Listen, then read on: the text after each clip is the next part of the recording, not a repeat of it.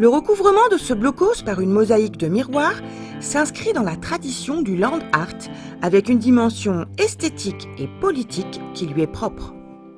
Cet imposant bâtiment militaire, en partie effondré, date de la Seconde Guerre mondiale et a été construit par les Allemands sur la plage, en face de l'Angleterre, à quelques kilomètres de la Belgique.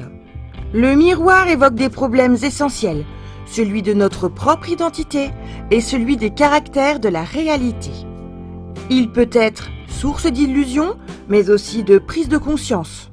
Il est un opérateur d'échange entre le spectateur et son environnement. Le miroir devient ici un langage plastique. Il permet au blocos d'utiliser la nature pour se faire oublier, se camoufler. Mais en disparaissant, il révèle. Cette seconde peau le fait passer de l'ombre à la lumière. Le miroir est aussi le modèle de l'hétérotopie, ou espace autre. Capteur d'espace, le miroir est aussi capteur du temps qu'il divise, multiplie comme l'espace. Le miroir donne au présent la forme spectrale des revenants, d'un passé qui revient au présent. Le miroir opère une autre transformation, il rend vivant. Cette architecture lourde, massive, presque immobile depuis 70 ans, devient une surface évolutive qui à chaque minute change d'apparence en reflétant le ciel et le paysage. Ce monument, selon l'angle de vue du spectateur et la position du soleil, associe donc deux contraires.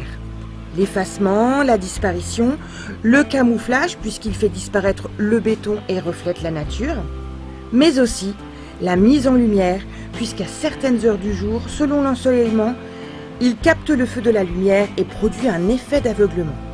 Ce pôle lumineux est visible de très loin. Je l'imagine dans ce dernier cas tel un phare délivrant un signal d'alarme.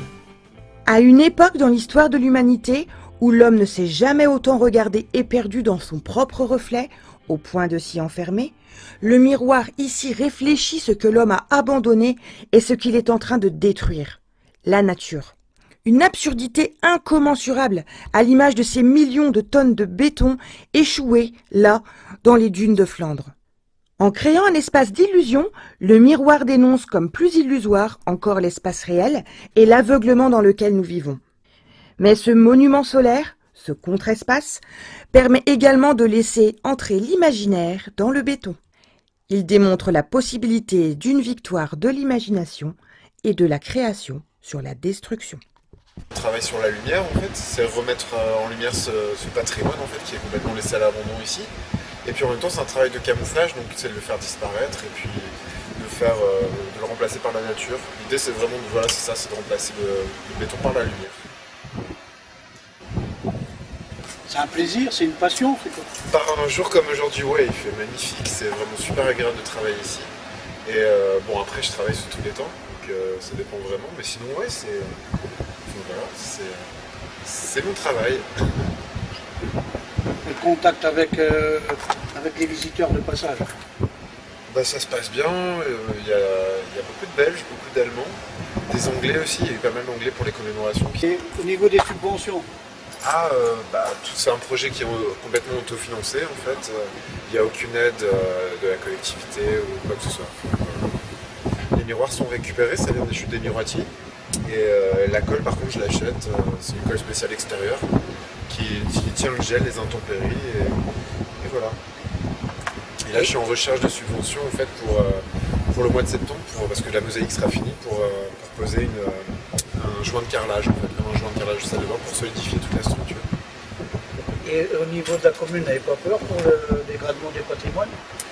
Ici c'est pas classé du tout par les monuments historiques ou quoi que ce soit, c'est un statut vraiment un peu étrange parce que voilà, ils sont complètement à l'abandon ces bâtiments.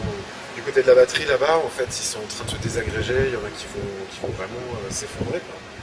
Et rien n'est fait pour les conserver ou les mettre en valeur. Enfin, c'est dû aussi peut-être un peu à ce qui s'est passé à l'histoire, ce qui s'est passé à Dunkerque, quoi. Ici, on a fait un peu table rase de tout ce passé, et puis voilà, ici ça reste, c'est comme des reliques, mais c'est complètement à l'abandon. Mais j'ai pas peur que la commune de Dunkerque se retourne contre vous, par exemple. J'ai demandé des autorisations pour ce projet en fait. C'est un blocos qui appartient au domaine départemental maritime. Donc j'ai déposé un dossier, j'ai eu les autorisations pour la finalisation de cette œuvre.